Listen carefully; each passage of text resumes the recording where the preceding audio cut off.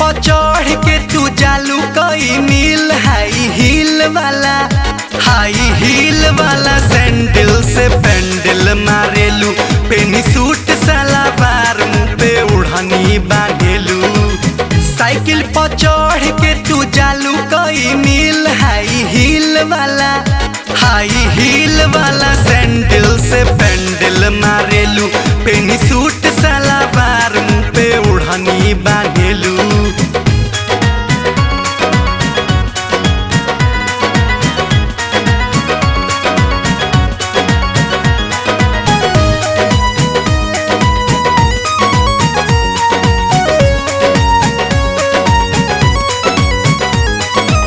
Cycle पर चढ़ी करेलू स्टंट हो जानिला के 5 गो फसल बॉयफ्रेंड हो। सुना हो साइकिल पर चढ़ी करेलू स्टंट हो जानिला के 5 गो फसल बॉयफ्रेंड हो।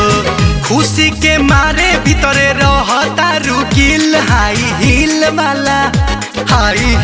वाला सैंडल से पेंडल मारेलू बॉबी सूट सलवार मुँह पे उड़नी बांधेलू।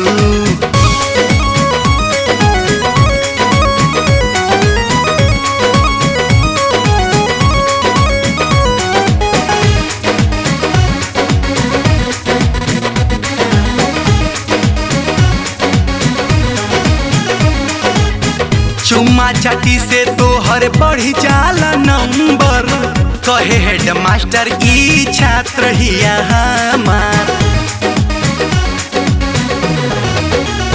एहो चुम्मा चाटी से तोहर बढ़ी जाला नंबर कहे हेड मास्टर ई छात्र हिया हमार। तहरा किताब में लगावे मास्टर चिल हाई हील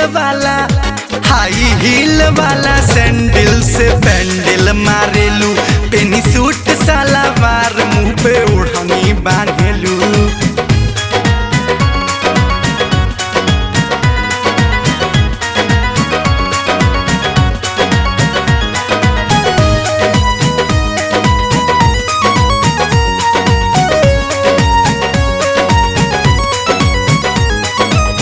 तोरा पढ़ाई में ना लागे कबो दिल रे कहे सारनपुरी कबो होटल में मिल रे।